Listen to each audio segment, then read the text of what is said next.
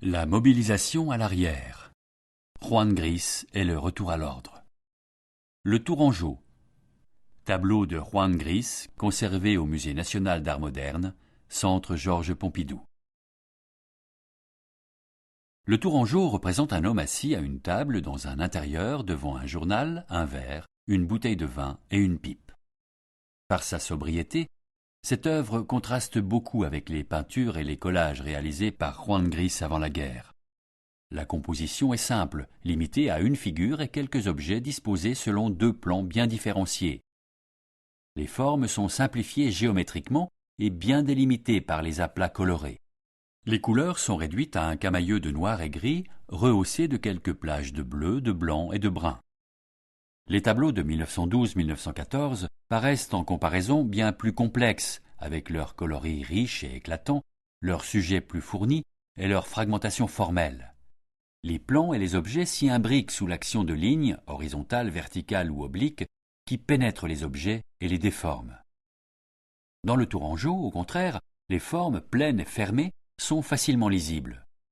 Stables et pesantes, elles sont bien ancrées dans la figuration, alignées sur des verticales ou des obliques qui les relient entre elles, telle la ligne qui suit le bord de la porte et rejoint la bouteille, ou la diagonale du journal qui se poursuit dans les boutons et se termine dans l'embrasure de la porte.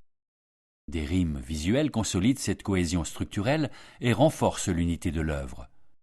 Le motif des points, par exemple, se répète dans la toile. La réitération des formes à angle droit, tout en participant à cette harmonisation, affermit également la composition. L'iconographie elle-même est inédite pour Juan Gris. La représentation de paysans est particulière à cette période de son œuvre. Parce qu'aucun trait ne permet d'individualiser le personnage, cette toile semble moins figurer un modèle que l'archétype du paysan de Touraine.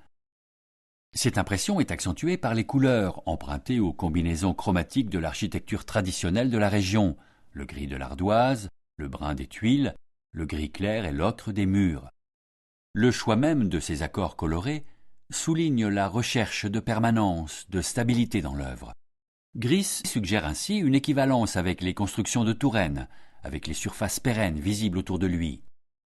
La clarté et l'équilibre recherchés dans cette toile renvoient à la tradition picturale classique, tandis que la figure archétypale du paysan poursuit cette référence au passé en signifiant l'éternel, le constant.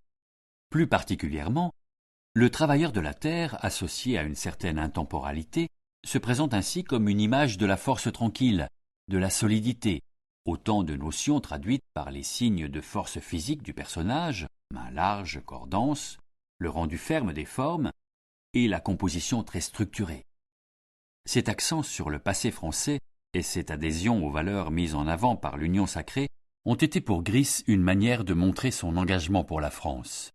Sa situation d'étranger et d'homme non mobilisé était en effet très délicate en ces temps de patriotisme exacerbé. Ce changement d'orientation a été pour lui un moyen, conscient ou inconscient, de participer à l'effort de guerre.